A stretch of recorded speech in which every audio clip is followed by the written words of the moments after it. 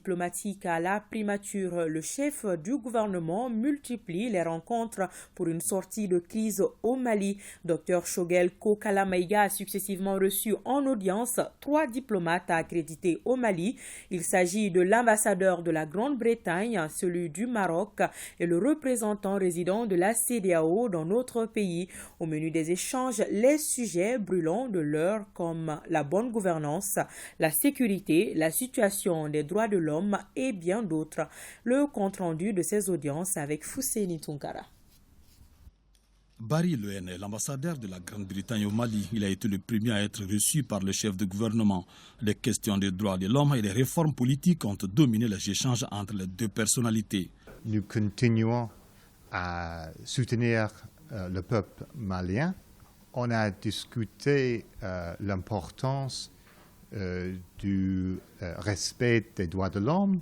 On a discuté l'importance de respecter les valeurs maliennes, les valeurs protégées.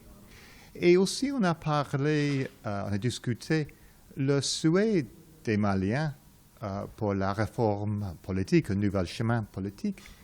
Et selon notre expérience, nous comprenons cet souhait.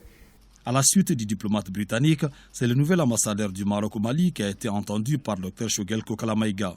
Les diplomates marocains placent cette première rencontre avec le chef du gouvernement dans le cadre d'une visite de courtoisie. Il s'est dit prêt à œuvrer pour le renforcement des liens séculaires entre nos deux pays. C'était ma première rencontre avec M. le Premier ministre, chef du gouvernement. C'est l'occasion justement de réitérer donc, les relations, rappeler les relations exemplaires, extraordinaires, spécifiques qui ont lié nos deux pays, le Royaume du Maroc et la République du Mali. Et puis, bien sûr, parler des moyens de mieux les renforcer pour le bien-être de nos deux populations, de nos deux pays. Mario Gomez Fernandez, représentant résident de la CEDEAO au Mali, est la dernière personnalité à être reçue. Une première entrevue directe entre le chef du gouvernement et le représentant de l'organisation sous-régionale. J'ai manifesté mon totale disposition pour donner ma contribution positive, pour aider si nécessaire. Pour, comme j'avais dit, si je suis demandé pour donner un conseil, je suis disponible.